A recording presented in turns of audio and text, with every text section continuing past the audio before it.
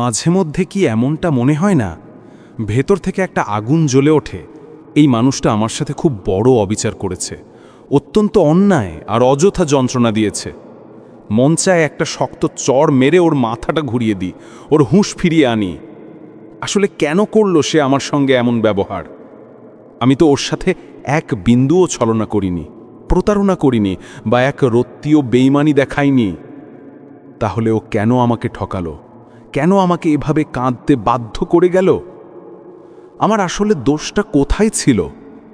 ভীষণ রাগ হয়, রক্ত গরম হয়ে যায়, মনে হয় ও জীবনটাকে একেবারে তছনছ করে দিই, শেষ করে দিই সব।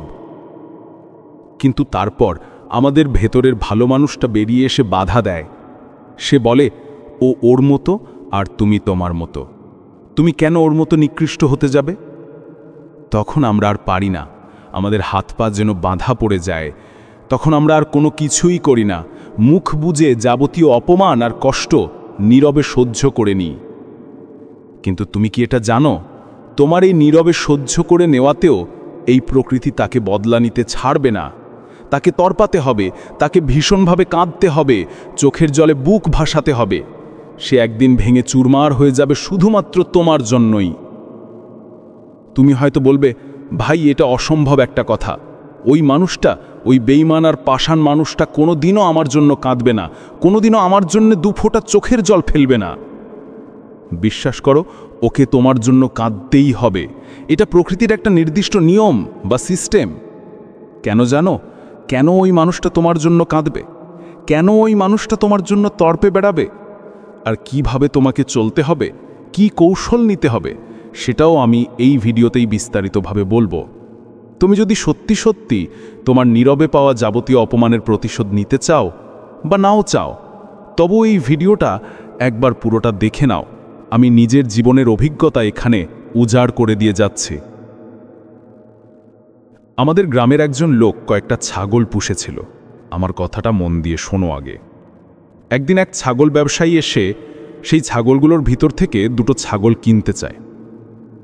যখন ওই লোকটা, যার ছাগলগুলো ছিল, তাকে ছাগলের দাম জিজ্ঞাসা করে, সে ৩,০০০ টাকা দামের ছাগলটার দাম বলে ৫,০০০ টাকা।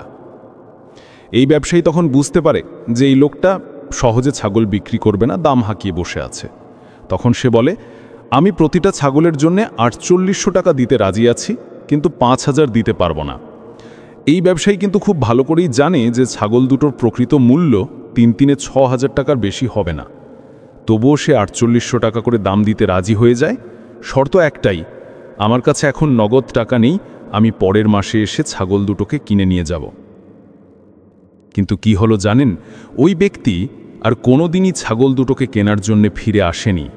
আর এই ব্যক্তি, যার ছাগল, সে আর ৪৮০০ টাকার নিচে ছাগল দুটোকে বিক্রি করতে পারল না।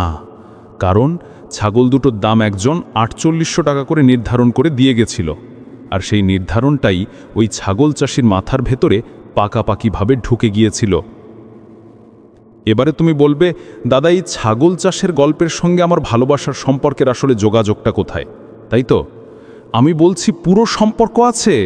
তুমি তার মূল্যটাকে, তার দামটাকে একেবারে আকাশ ছোঁয়া করে দিয়েছ। ওকে তুমি নিজের অজান্তেই ভগবানের মর্যাদা দিয়েছ।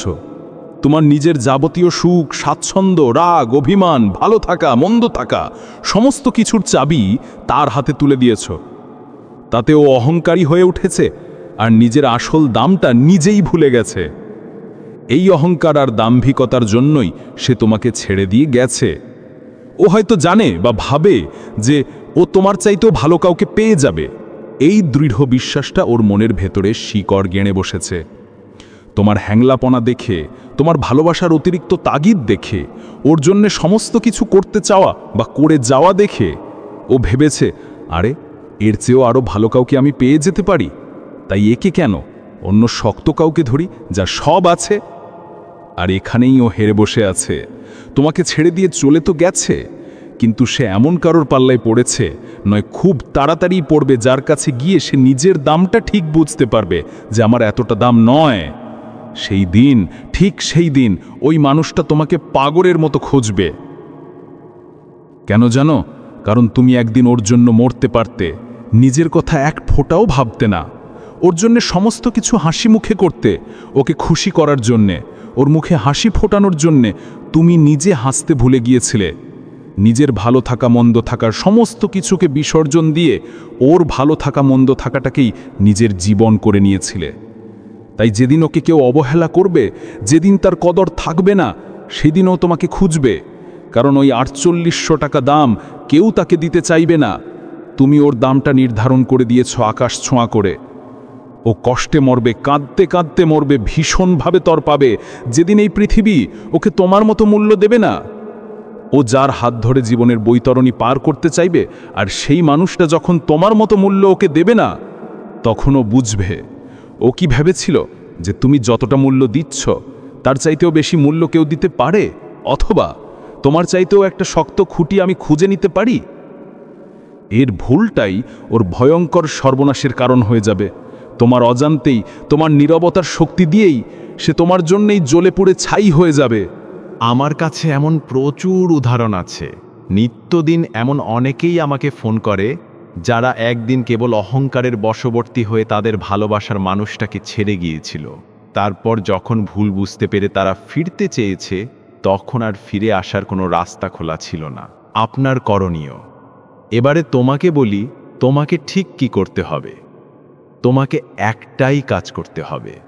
যত কষ্টই হোক, যত আঘাতই আসুক না কেন ওর দিক থেকে, তুমি ভেঙে যেও না।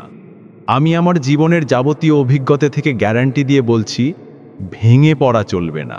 তোমার জীবনটা তো হেরে যাওয়ার জন্য নয়, বা হারিয়ে যাওয়ার জন্য নয়। কোনো একজন তুচ্ছ মানুষ এসে তোমাকে শেষ করে দিয়ে যাবে, এই জন্য তুমি জন্মগ্রহণ করনি। তোমার এই জন্মগ্রহণের পিছনে অনেক বড় একটা উদ্দেশ্য আছে, অনেক মহৎ একটা কারণ আছে। কোনো একজন মানুষ সেই বড় কারণটাকে নষ্ট করে দিয়ে যেতে পারে না। কষ্ট হবে, দুঃখ হবে, ভীষণ কষ্ট হবে, প্রত্যেকটা মানুষেরই হয়। কিন্তু জানো তো, একটা নির্দিষ্ট সীমা পর্যন্ত গিয়ে নিজেকে থমকে দিতে হয়। অপেক্ষারও একটা শেষ থাকে, লিমিট থাকে। সহ্য করারও একটা পর্যায় থাকে। সেটা অতিক্রম করে গেলে সেই সহ্য করাটা মূর্খামি ছাড়া আর কিছুই নয়। তাই তোমারও অধিকার নেই নিজেকে চিরকাল ঠকিয়ে যাওয়া। তুমি যখন জেনে গেছো, তুমি যখন ঠেকে বুঝে গেছো, তুমি যখন শিখে গেছো, তখন থেমে যাও। যদি সে সত্যিকারের ভালোবাসার মানুষ ছিল না, তাহলে তার জন্য অপেক্ষা করাটাকে বন্ধ করে দাও, বন্ধ করে দাও। সামনের দিকে এগিয়ে যাও, আলোর দিকে হাঁটতে শুরু করো। জীবনটা অনেক বড়, অনেক বিশাল, ক্ষত সেরে যাবেই। আজকের এই দুঃখগুলোকে এখন মনে হচ্ছে কোনো দিন আর অতিক্রম করতে পারবো না, মনে হচ্ছে কিছুতেই বেরোতে পারবো না, তার স্মৃতি কিছুতেই ভুলতে পারবো না, কিছুতেই ওই মুখ, ওই হাসি, ওই কথাগুলো, ওই দেওয়া প্রতিশ্রুতিগুলো, এগুলোকে আমি ভুলতে পারবো না, আমি বাঁচতে পারবো না, এইসব মনে হবে, খুব মনে হবে। কারণ এখন দগদগে ঘা আছে, জ্বালা করছে। কিন্তু বিশ্বাস করো, এই ঘা শুকিয়ে যাবেই। এই ঘা একদিন মিলিয়ে যাবে।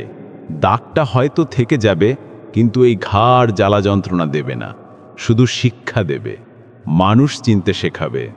তোমাকে এগিয়ে যেতে হবেই। এই যে মানুষটাকে দেখছো না, এই রকম লক্ষ লক্ষ নয়, কোটি কোটি মানুষ আছে যারা আঘাত পেতে পেতে নিজেদের জীবনে চলতে শিখে গেছে। আঘাত পেতে পেতে যারা থেমে যায়, যারা হেরে যায়, আমি তাদের গল্প বলি না, আমি তাদের হয়ে কথা বলি যারা হারতে চায় না, যারা ভেঙে যাওয়ার পরেও নিজেকে জোড়া লাগিয়ে আবার সামনের দিকে এগিয়ে যাওয়ার গল্প বলে, নতুনভাবে একটা নতুন গল্প শুরু করার সাহস রাখে। আমি তাদের জন্যই গল্প বলি, আমি তাদের হয়ে কথা বলি। তোমার থামলে চলবে না, তোমাকে এগিয়ে যেতে হবে। আর ওকে দেখিয়ে দিতে হবে তুমি কয়লার টুকরো ছিলে না, তুমি আসলে ছিলে এক হীরকখণ্ড। এটা তোমাকে সবার সামনে প্রমাণ করতে হবে। এই প্রমাণ করার দায়িত্বটা সম্পূর্ণ তোমার, তোমাকেই নিতে হবে। যদি দিন বদলায়, যদি সময় বদলায়, যদি পরিস্থিতি বদলায়, আর সমস্ত কিছু বদলের সঙ্গে সঙ্গে যদি ওই মানুষটা নিজের ভুল বুঝে বদলায়, তাহলে সে ফিরবে। সিদ্ধান্ত তুমি নেবে, ফেরাবে কি ফেরাবে না, কিন্তু সেই দিন সে নিশ্চয়ই ফিরবে। ফিরতেই হবে, ফিরতে হয়, এটাই প্রকৃতির সিস্টেম। সেই দিন না হয় সিদ্ধান্ত নিও, ফেরাবে কি ফেরাবে না। এখন সামনের দিকে এগিয়ে চলো, এগিয়ে চলো, থেমে যেও না, ভেঙে যেও না। কষ্ট আমি অবিরাম পেয়েছি, প্রচুর, কিন্তু একটা নির্দিষ্ট জায়গায় গিয়ে নিজেকে শক্ত করে বুঝিয়েছি, আর নয়। এর চাইতে বেশি কষ্ট পেলে নিজের সঙ্গে বেইমানি করা হয়। ভালো থাকবে, ভালোবাসায় থাকবে, হাসি মুখে থাকবে। আর একটা কথা সবসময় মনে রাখবে, যেদিন কেউ তোমার পাশে থাকবে না, সেই দিনেই হেরে গিয়ে জিতে যাওয়া মানুষটা তোমার পাশে থাকবে। আমি আমার পরিচিত পৃথিবীকে দেখিয়ে দিয়েছি, বারবার হেরে যাওয়ার পরও জয়ের গল্প লেখা যায়, লেখা সম্ভব। তুমিও পারবে, কারণ তুমি আমার ভাই কিংবা বোন। পারবে তুমিও। তোমার সঙ্গে আমার রক্তের সম্পর্ক না থাকতে পারে, কিন্তু তোমার সঙ্গে আমার মনের একটা বিরাট সম্পর্ক আছে। তাই আমি এই পারে, তুমিও পারে, একসঙ্গে মিলেমিশে একাকার হয়ে যাচ্ছি।